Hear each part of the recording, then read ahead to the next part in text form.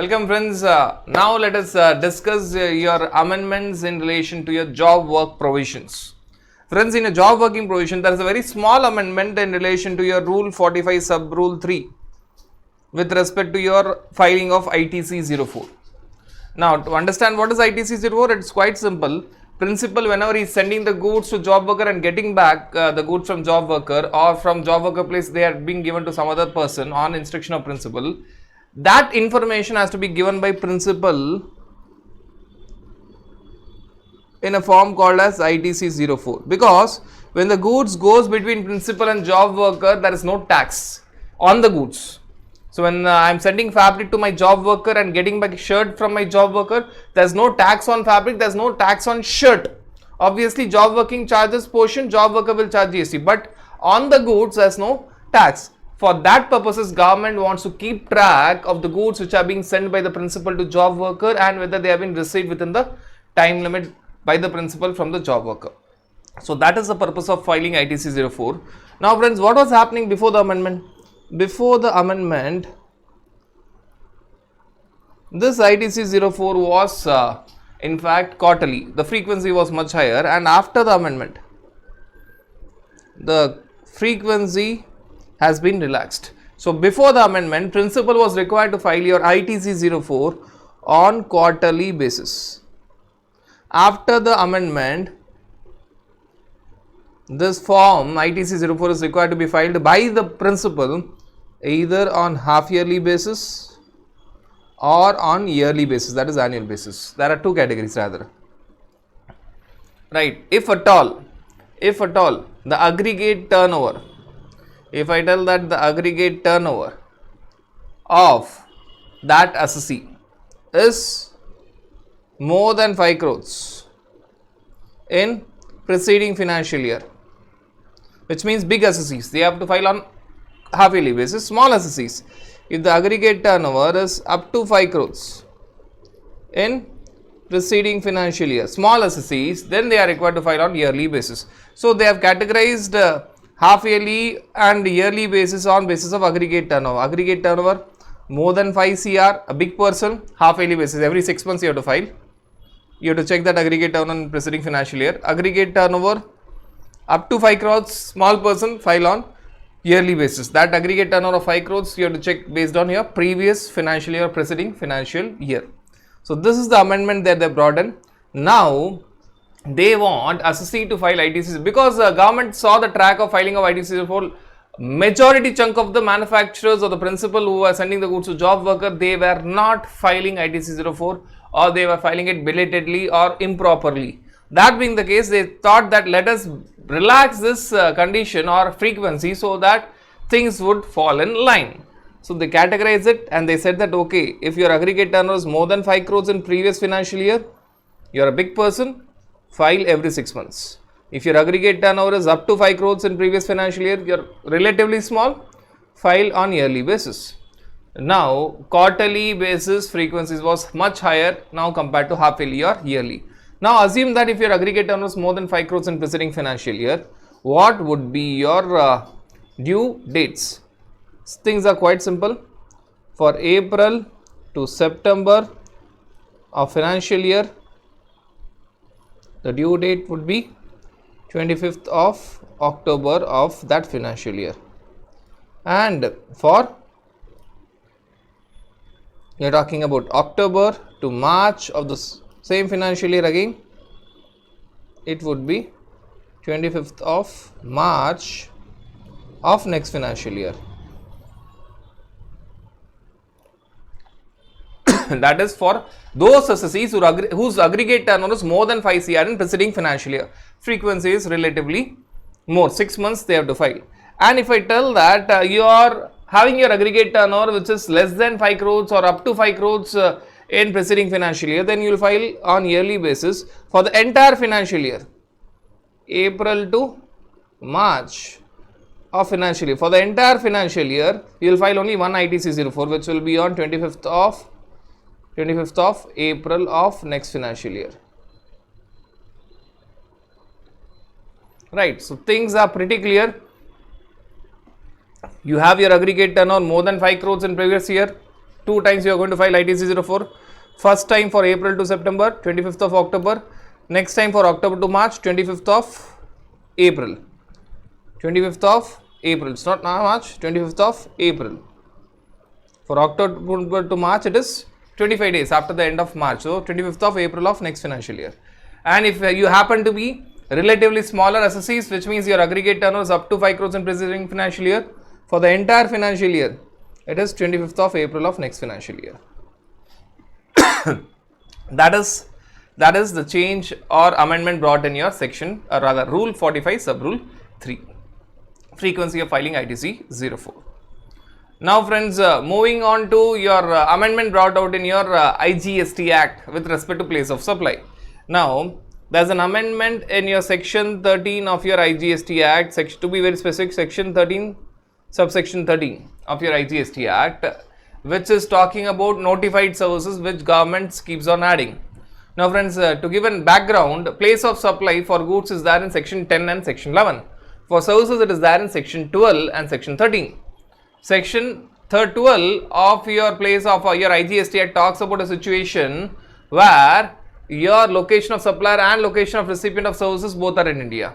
Section 13, when you talk about services, talks about a situation where either the location of supplier or the location of recipient is outside India.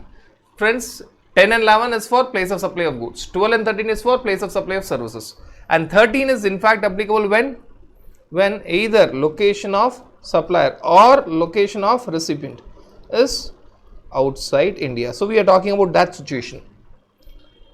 So, things is very clear. The moment you enter section 13, either the location of supplier or the location of recipient is outside India. Now, what is exactly section 13, subsection 13 talking about? It is telling that in order to prevent double taxation or to prevent non-taxation, which means there is double taxation, to stop it, or there is no taxation, to tax it, or for uniform application of rules, government can notify certain services or circumstances where place of supply will be effective use and enjoyment of that services. So, it is talking about a situation where government wants to bring a place of supply for a particular service from the previous subsection. Supposing there is a service which is falling in section 13 subsection 3 or section 13 subsection 4, but government wants to bring that and put it in somewhere else. They want to change the formula. There is already a formula for a particular service, but they want to change the formula. They will use section 13 subsection 13 either to prevent double taxation or to prevent non-taxation. If there is double taxation, they will stop it. If there is no taxation, they will tax it. Or for uniform application of rules, government notifies certain services where POS is effective use and enjoyment of that service. Now, what service they have added? They have added MRO services, that is maintenance, repair and overhaul services for vessels and ships and other vessels. So, basically they have added MRO services for ships and vessels, including their engines, parts, components, etc. So, maintenance, repairs and overall services of ships, vessels, their engines, parts, components, etc. But that vessel should be used by a person to whom the service is given in course of furtherance of a business. So, recipient should use that ship or vessel in course of furtherance of a business. For business purposes, that vessel should have been used by the recipient. Now, in such a situation, place of supply is location of recipient. Now, before seeing the other points, understand that the same type of notification came for aircraft earlier. So, previously that notification came for aircraft. Now, it is even covering ships and other vessels. So, same language was added last time for aircraft. Now, they have, in alignment with aircraft, they have even brought ships and vessels. So, this notified services, same language, exactly same language, MRO, maintenance, repair, overall services for aircraft, their engines, parts, components in course of furtherance of business was added for aircraft. Now, it is added for ships and vessels and their engines, parts and components. Now, let us understand this with a particular situation. Supposing that is a USA shipping line. USA shipping line.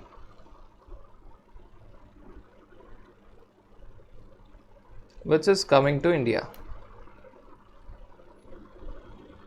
So, USA shipping line is coming to India and there is some problem or there is a problem in that particular vessel. So, MRO services is given, maintenance, repair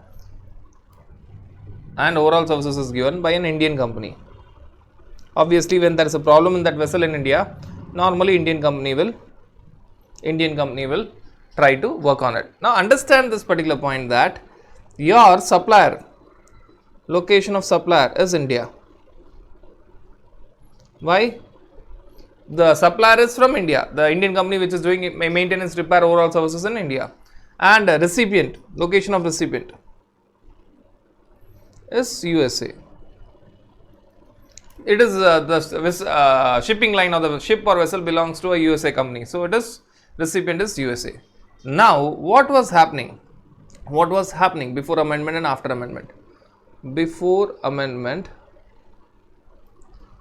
after amendment. Now the moment when I tell before amendment, after amendment, make one thing clear, this before amendment, after amendment is about a situation where you are talking about USA shipping line company using that services in course or furtherance of business. If it is not used in course of furtherance of business, it is same as before amendment, there is no change, right? So this point used, that recipient is using that services in course of furtherance of business, is very important. We will highlight it even in the end. Now before the amendment, what was happening is, this particular service was covered in section 13 subsection 3, performance based. See, when you are working on certain goods or individuals, place of supply is the place where you are performing it, which means Indian company, if it is working on that USA shipping line, it is working where? It is in India. So place of supply was equal to place of performance, and where that Indian company is maintaining, doing the service of MRO on the US shipping line, it is done in India, because when the vessel came to India, there is some problem. So here place of supply is a place of performance, and performance is taking place in India. That maintenance, repairs and overall is taking place in India, right? The problem here was the typical problem which was faced here was, here location of supplier is India, location of recipient is USA, place of supply is India, because performance is happening in India. Therefore GST will be there and it won't qualify as export. GST will be applicable, it won't qualify as export. Now government wanted to give the benefit of export to them, therefore what they did, if that USA shipping line is using this MRO services in course of its business, then they said that we will take it to section 13 subsection 13, notified category, notified services, where place of supply is location of recipient, and when I tell location of recipient, it is USA. Now friends, what is happening? Location of supplier remains the same, Indian company, India. Location of recipient remains the same, USA shipping line, USA. Place of supply now becomes USA. Why? Now place of supply under section 13 subsection 13 for this notified services is location of recipient. That being the case, now it would qualify as export and zero rating will apply. Finally there won't be any GST when zero rating will be there. It will qualify as export. Why it will qualify export? For a transaction to be qualifying as export for export of services, supplier should be in India, recipient outside India, place of supply outside India, foreign currency should be there, and they should not be establishment of the distinct persons, right? They should not be establishment of the same person or distinct person here refers to the same company. So assuming that foreign currency is received, and obviously they are not establishment of distinct persons, they are not branches of the same company. It is very clear. The Indian company doing the MRO services and the USA shipping line are not branches of the same company. So fifth condition is already satisfied. Assuming that fourth condition is satisfied, foreign currency, it would qualify as export, zero rating will be there. So government wanted it to qualify as export. Before the amendment, friends, what was happening? Supplier in India, recipient in India, but place of supply is also India, so not export, GST would be paid. After the amendment, supplier is in India, recipient is in India, place of supply, supplier is in India, recipient is in USA. this remains the same. Place of supply now it is USA, because section 13 subsection 13 talks about notified services where this particular service is notified, and for this particular service place of supply is location of recipient. Now it would qualify as export if foreign currency is received, therefore zero rating will apply. Finally GST if paid will be refunded back, so that would be the advantage. This is the change brought out by amendment. And friends, a very important point, this will be applicable only for a particular recipient who is using this services, MRO services, in course of furtherance of business. Why I am telling this? Supposing a Sri Lankan family is coming on its cruise to India for a family trip, right? So if I tell that a Sri Lankan family is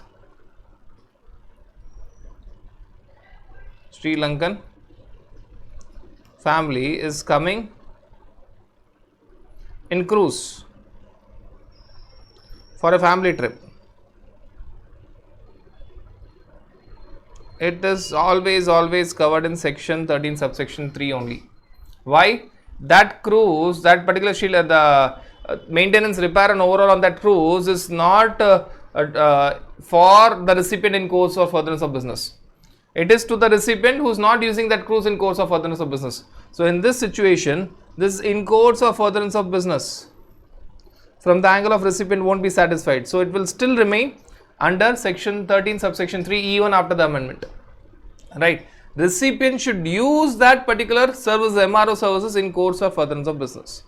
So it is said that if at all you are talking about MRO services on vessels or ships not used by the recipient in course or furtherance of business, it would still remain in section 13 subsection 3 only, and it won't qualify as export. When I tell it is still remaining in section 13 subsection 3 only, obviously it is very clear that it won't qualify as export. So friends, this is the amendment which was there in your section 13 subsection 13 of your IGST Act. This kind of notification came for aircraft earlier. Copy paste is now done for ships and vessels. Welcome friends. Now let us see the amendments related to your refund chapter. Now there are quite a few amendments in your refund chapter. Let us segregate them and let us try to understand one by one. Now the first amendment that has come in your refund chapter is in your Rule 89 sub rule 1 capital A. Now either this amendment is more of clarification in nature, because when you talk about this particular situation that we are going to discuss, there was no clarity as to the 2 years time limit for refund application will start from where. Now what is the situation? Let us try to understand it. Now it could be a scenario where a transaction is initially treated by you as intrastate supply, subsequently it is held to be interstate supply, or vice versa. You thought it is intrastate supply, paid CGST, SGST, finally you found that it is interstate supply, IGST. Vice versa is also possible. You thought it is IGST, you paid IGST, but finally it is held that it is CGST, SGST. Now they have said that we already know that in terms of section 77 of CGST Act read along with section 19 of IGST Act, first you have to pay the current tax, then you have to claim the refund of wrong tax paid. Now let us first analyze it. What this section is talking about, section 77 of your CGST Act read along with section 19 of your IGST Act. Both these provisions have to be read simultaneously. It tells that assume a situation where you treated the transaction as intrastate supply, actual you paid CGST plus SGST, but actually it is IGST.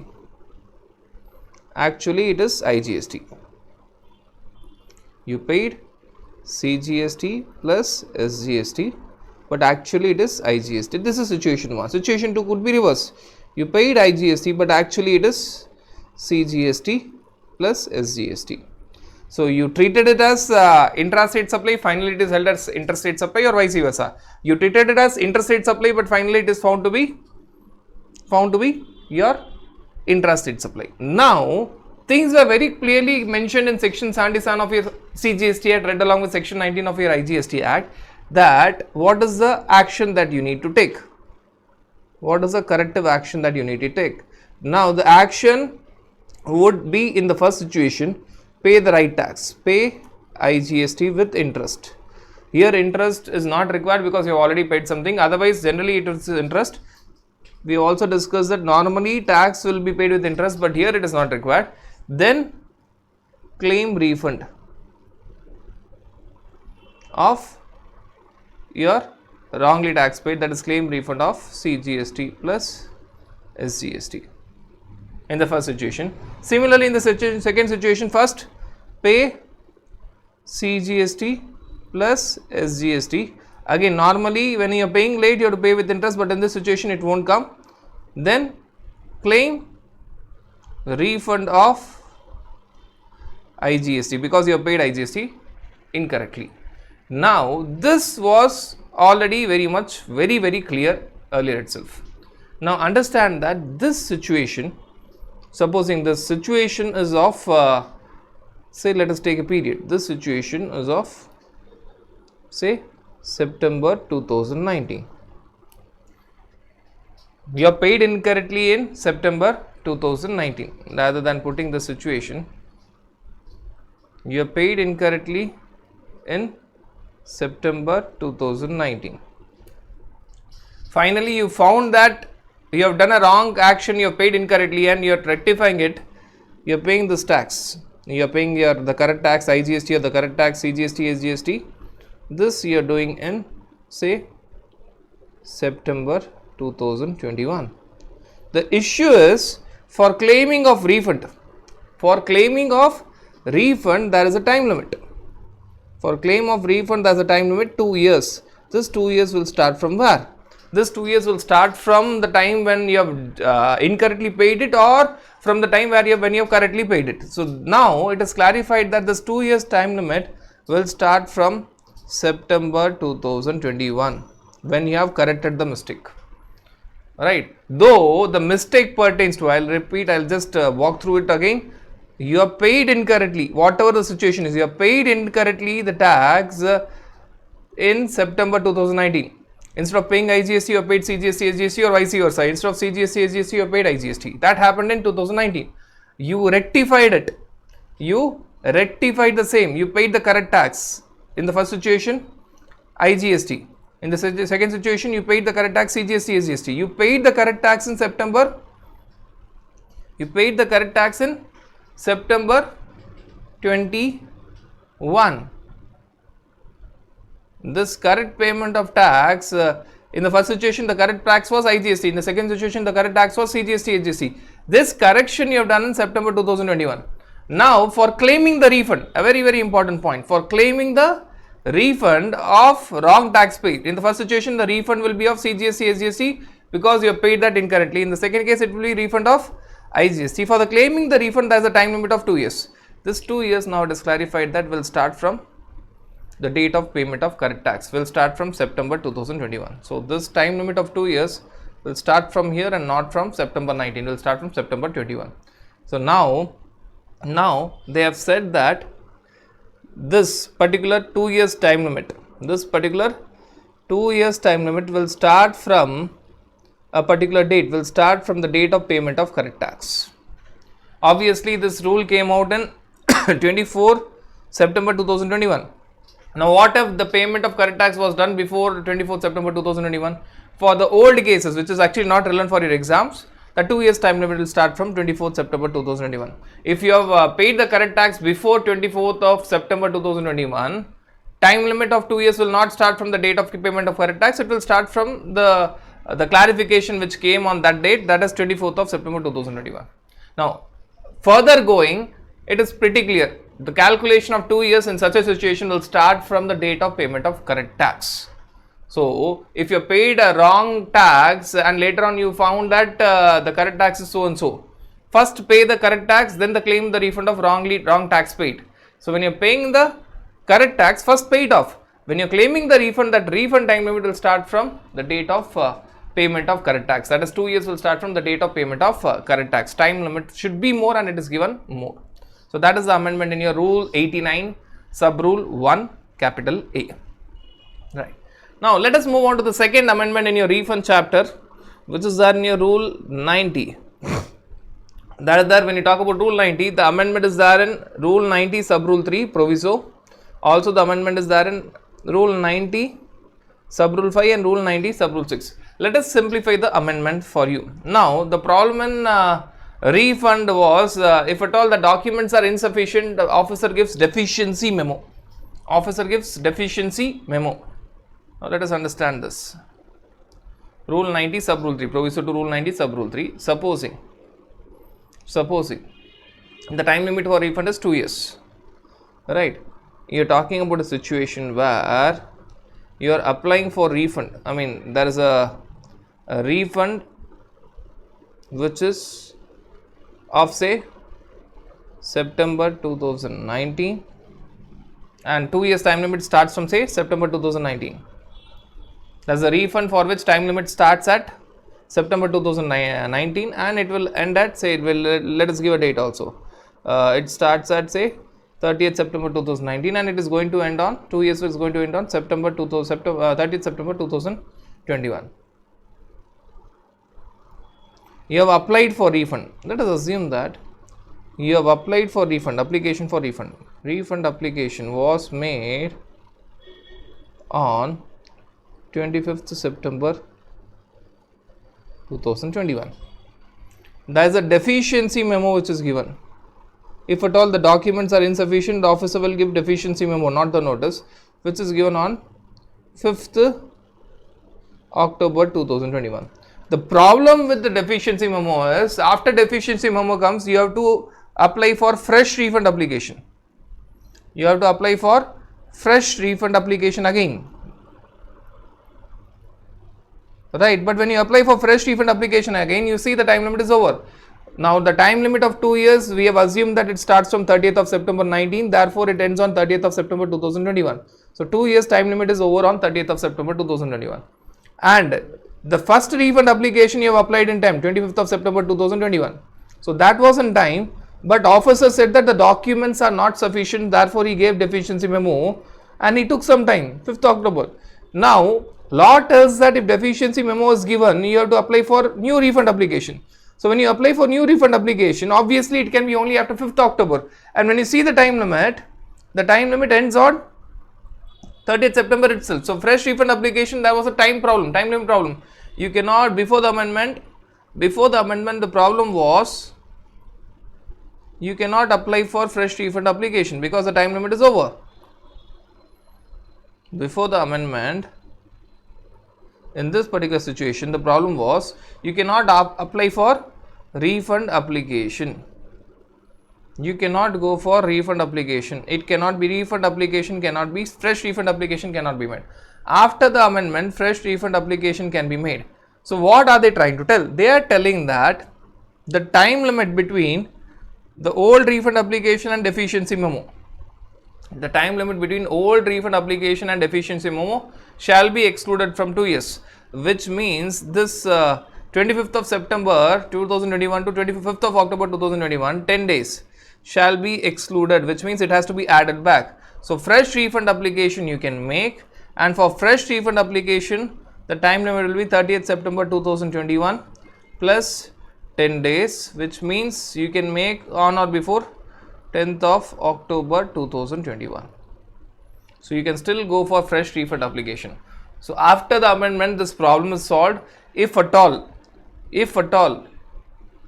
there is a deficiency memo and you have to apply for new refund application before the amendment, time limit again has to be seen. Before the amendment, fresh refund application cannot be applied in this particular case because time limit is gone. The last date was 30th September, so you were not in a position in this example. I am telling that other cases you could have done it, but in this example time limit is gone. But after the amendment, they are telling that the time limit between the old refund application and deficiency memo shall be excluded in counting from 2 years, which means fresh refund application you can make. This is nothing but fresh refund application you can make. For that, the time limit is the 2 years, which is ending on 30th September 2021. 2 years ended on 30th September 2021. With that 2 years, add this 10 days.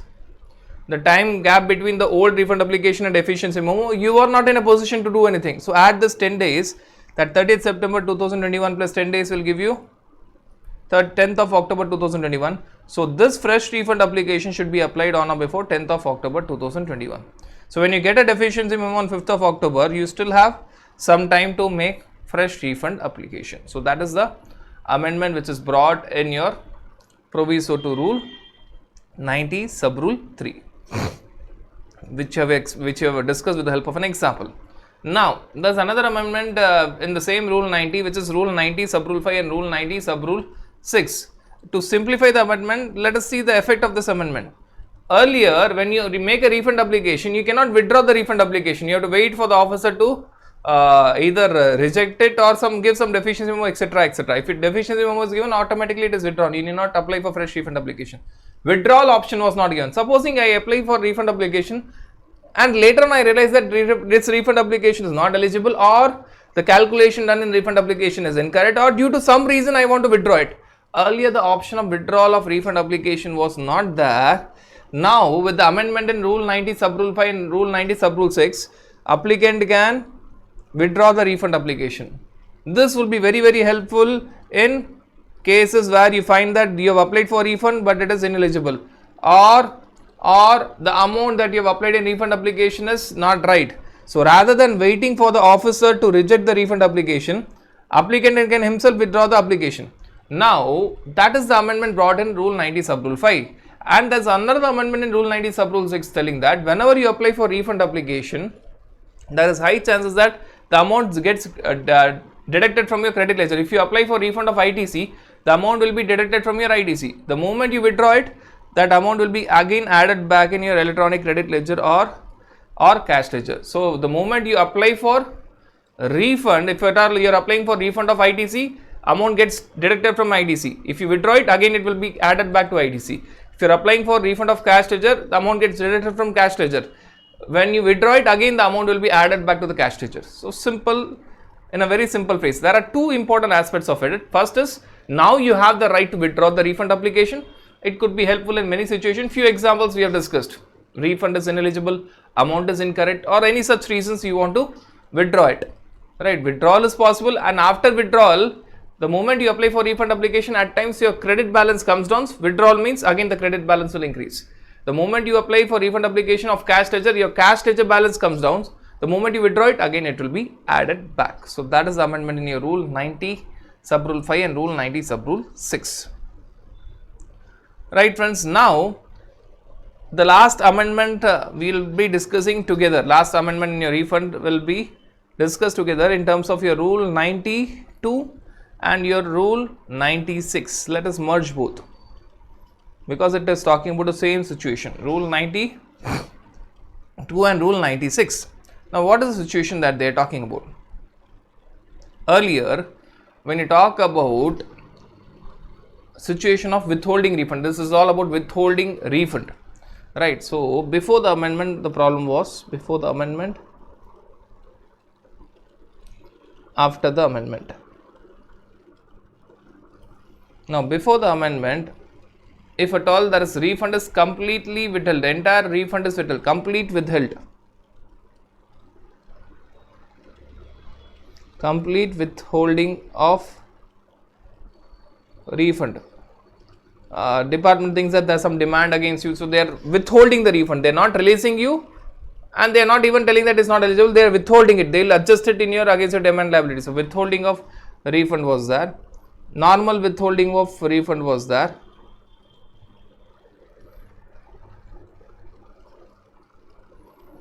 Right, following by release of release order and processing of refund. Now these are the four stages that we can discuss. Earlier, for complete withholding of refund, it was there in part A of RFD 07. Withholding of refund, the moment any withholding of refund was there, reason should be given by the proper officer or the commissioner. That was there in part B of RFD 7. There was no concept of release order of withholding, release of withholding. There was no such concept. If at all withholding was incorrect, supposing the officer is withholding your refund amount of 1 crore and he feels that no, it is not required, directly processing of refund which was withheld, which will be done. Processing of refund which was withheld earlier will be done. So directly there was processing of that refund which was withheld earlier was there in RFD 06. Now friends, what has happened after the amendment? Things have been made very clear. There is no special information for complete withholding of refund and normal withholding of refund. They have said that the moment refund is withheld, whether full amount or partial, there is no difference now. Entire refund amount is withheld. Say for example, you have applied for refund of 10 crores, only 2 crores is withheld, or entire 10 crores is withheld. After the amendment, there is no difference. Withholding of refund is covered in, the reasons will be given in part A of RFD 07. And later on, if officer realizes that the withholding is not required or withholding done was incorrect, release order will be given in part B of RFD 07. Rather, to tell in a very clear manner, so when withholding is not required, first they will give release order in part B of RFD 07, followed by processing of refund, which is in the same form RFD 06. Now, if you see the amendment, it is in two aspects. First, after the amendment, let us now understand things in a very clear manner. Whether the entire refund is withheld or part of the refund is withheld, it doesn't create any difference. The moment officer is withholding the refund, he is telling that no, we are not sure of the entire refund amount, or we have some liability against you. Till we process that liability, we are withholding your refund. Otherwise, if we give you the refund and suddenly there is a demand liability, you may not pay that demand. So, during the pendency of demand liability proceedings, we are withholding your refund. So, that is done in part A of RFD 07, whether it is full or partial. Now, once officer is satisfied that no, now the refund amount should not be withheld, there is no liability against the assessee. Earlier, directly processing of refund was done. Now, it is in two steps. First, the withhold order will be released. Whatever amount was withheld, first it will be, the withhold order will be released. There will be two orders. First is release order for withheld amount of refund. Second is followed by actual processing of refund. So, now it will be in two steps. First is release the withhold order. Order will be there for releasing the withheld amount. Second, processing of that refund will be done. So, now it will be in two steps. Step 1 will be release order against that withheld amount of refund. Second is step 2 will be actually processing that refund amount. So, this is the summary of amendment in Rule 92 read along with Rule 96. Simple. They have changed the procedural aspect. They have not done much. They have changed the procedural aspects. They are telling that if an amount is withheld, the refund is withheld for some reason, whether full or partial, we will give you that withhold order in part A of RFD 07. The moment we feel that withholding is not required and we will process the refund amount, it will be in two steps. First, we will give release order in part B of RFD 07, releasing the withhold amount. Thereafter, processing of refund will be done in RFD 06. Two steps will be there. So, this is the amendment there in your Rule 92 and 96 read together. So, if you want to consolidate, this Rule 92 and Rule 96 read together will be the understanding. Friends, this is all about the amendments there in your refund chapter.